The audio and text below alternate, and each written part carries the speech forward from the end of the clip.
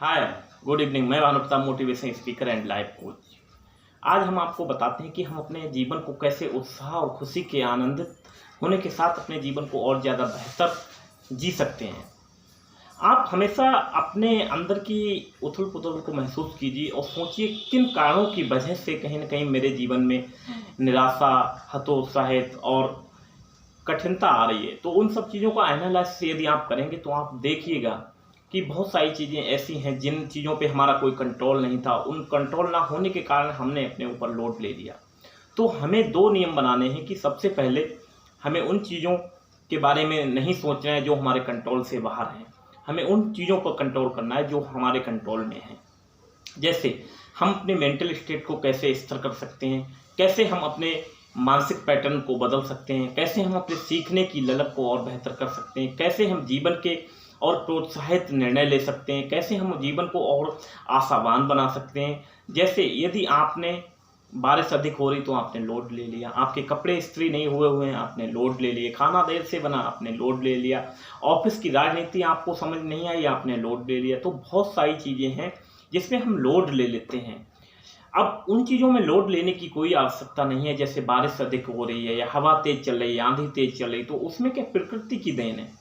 वो प्रकृति उन सब चीज़ों को कंट्रोल कर रही है। तो इसी उदाहरण के तौर से हम समझना चाहेंगे कि हम उन परिस्थितियों पर हमारा कोई कंट्रोल नहीं है जो ईश्वरीय देन है, लेकिन उन परिस्थितियों से निकलना और उनकी स्ट्रेटजी बनाना तो हमारा कंट्रोल है, हमारे हाथ की चीज़ें हैं।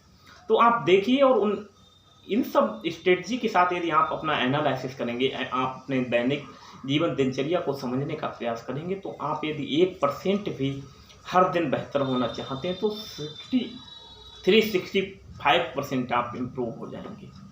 ये वादा ही, ये रिसर्च है इस तरह की। लेकिन हम लोग इसका उल्टा भी उतना ही सही है। यदि हम 1% डाउनग्रेडिंग की तरफ जाते हैं तो 365% हम डाउनग्रेडिंग हो जाएंगे।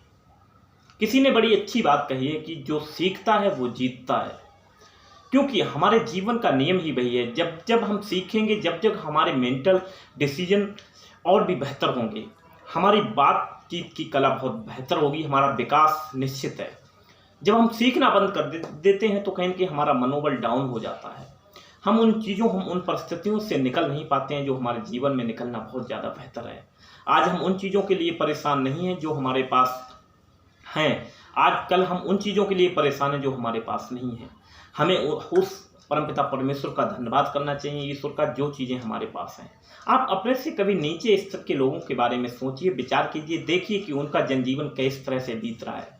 बहुत सारे लोग हैं जिनके पास गाड़ी घर भी नहीं है, अपने खाना बदोशों की तरह जीवन जी रहे हैं। 2 टाइम का खाना उनका खाने के लिए नहीं है। आपका जीवन तो बहुत श्रेष्ठ है। ईश्वर ने आपको छत दी, आपको वस्त्र दिए, आपको अच्छा निर्णय करने की क्षमता दी, आपको अच्छा माहौल दिया। हमें ईश्वर की दी हुई हर चीज़ पर एक आशावादी होना चाहिए, उनका धन्यवाद व्यक्त करने की भावना जमानी चाहिए। ग्रेटिट्यूड की भावना जब हमारे अंदर आ जाती है तो हमारे जीवन में और 4 चांद लग जाते हैं, क्योंकि जीवन को बनाने वाले महान, सर्वव्यापी, सर्व अंतर्यामी परमपिता परमेश्वर का शुक्राना जब हम अदा करने लगते हैं तो हमारा जीवन खुद ब खुद बेहतर हो जाता है।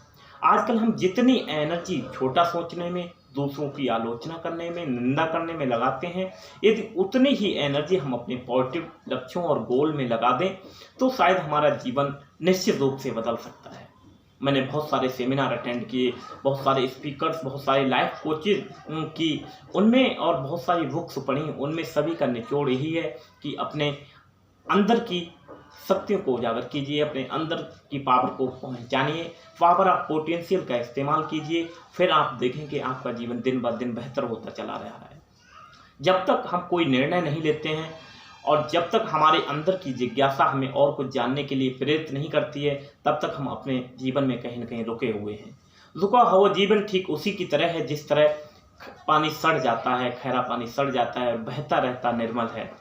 हम उस देश में रहते हैं, उस भारतवर्ष में रहते हैं जहाँ सिंह बन गए खिलौने, जहाँ गाय माँ प्यारी है, हर बाला देवी की प्रतिमा, बच्चा बच्चा राम है। आप सोचिए, हम उस भारतवर्ष में रहते हैं जहाँ पत्थर पूजे जाते हैं, जहाँ जल पूजा जाता है, जहाँ ईश्वर के विभिन्न रूपों में ईश्वर की पूजा की जाती है। लेकिन हमने बचपन में तो ये सब चीज़ें सुनी थी, लेकिन ज्यों-ज्यों हम यंग होते चले गए, हम अपने ज़रूरत की चीज़ों में अपना ध्यान भटकाते चले गए। हमने एक पल भी रुकने का प्रयास नहीं किया, सोचने समझने की, जीवन जीने की इच्छा नहीं की। जब तक हम कॉन्शियस लिविंग नहीं सीखेंगे, जब तक हमारे जीवन में उथल-पुथल रहेगी, उत्साह और खुशी नहीं होगी। जिस दिन हमें ये समझ आ गया कि हमारे जीवन का एक ही उद्देश्य है कि खुद को बेहतर करना, दूसरों को बेहतर करना, उस दिन आप अपने जीवन का 100% जी लेंगे। जिस दिन ये सोच डेवलप हो जाएगी आपके अंदर, लोड ना लेना भी एक कला है, और आप अपने विचारों की मास्टरी कर लेंगे, बदलें अपनी सोच तो बदलेगा जीवन। इस बेस पे, इस सिद्धांत पर जब आप काम करने लगेंगे तो आप मुझे फीडबैक दे सकते हैं आफ्टर 3 मंथ या 6 मंथ 1 ईयर्स के अंदर आपके अंदर कितना सारा डिजास्टर परिवर्तन हो जाएगा, क्योंकि आप उस चीज़ों पे काम कर रहे हैं जो 99% लोग उन चीज़ों पे काम करना नहीं चाहते हैं। ईश्वर का यही निर्माण है कि हर व्यक्ति के अंदर वो पावर दी, मस्तिष्क दिया, स्वस्थ शरीर दिया, लेकिन हमने अपनी मनमानी चला के अपने शरीर को बीमारियों से ग्रस्त कर लिया, अपने मेंटल स्टेट को उतना उजागर नहीं किया। आजकल बहुत सारे लोग हैं दुनिया में बड़े से बड़े काम कर रहे हैं। हमें अपनी पॉजिटिव एनर्जी, पॉजिटिव वाइब्रेशन को बरकरार रखना है। जीवन का एक लक्ष्य ऐसा बनाइए जो हमें सुबह उठने के लिए प्रेरित करे। पिछले 2 साल जब मैं 6 या 7 बजे उठता था, लेकिन आज मुझे बेहद खुशी होती है कि मैं 4 बजे उठ के अपने लक्ष्य के प्रति पूरा 100% समर्पण कर देता हूं, क्योंकि ईश्वर ने जो लक्ष्य दिया है वो मेरे लिए महत्वपूर्ण है। जीवन एक ही बार बना है, इस जीवन को सार्थक करना मेरा परम सिद्ध अधिकार है। मैं सीखूंगा, लोगों को सिखाऊंगा, ये मेरा औचित्य है। मैं चाहता हूँ हर व्यक्ति सफलता और आशावादी बने, क्योंकि ये मेरे जीवन का परम उद्देश्य है। Thank you so much. आप आज की वाणी के साथ मैं यहीं विराम कर देता हूं, और आपको ये विचार कैसे लगे आप हमें फीडबैक के माध्यम से ज़रूर बताइएगा।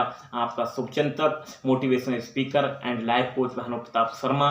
एंड इसलिए मैं चाहता हूं कि हर व्यक्ति का जीवन बदले, हर आदमी गरीबी और लाचारी के जीवन से बेहतर निकले। लेकिन ये पॉसिबल जब ही होगा जब हम अपनी सोच बदलेंगे, अपनी मानसिकता पर काम करेंगे। हम हर दिन नए नए कपड़े पहनते हैं, नए नए खाना खाते हैं, लेकिन आपने कभी ध्यान दिया क्या हमने अपने ब्रेन को खाना दिया? जिस दिन हम अपने ब्रेन को खाना देना स्वीकार कर लेते हैं, उस दिन हमारा जीवन पूर्णतः बदल जाता है।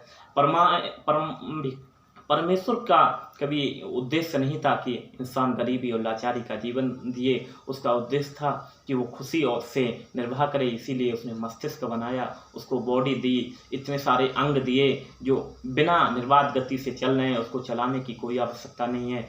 तो परमपिता परमेश्वर को कोटि कोटि प्रणाम के साथ मैं अपनी वाणी को विराम देता हूँ। Thank you so much.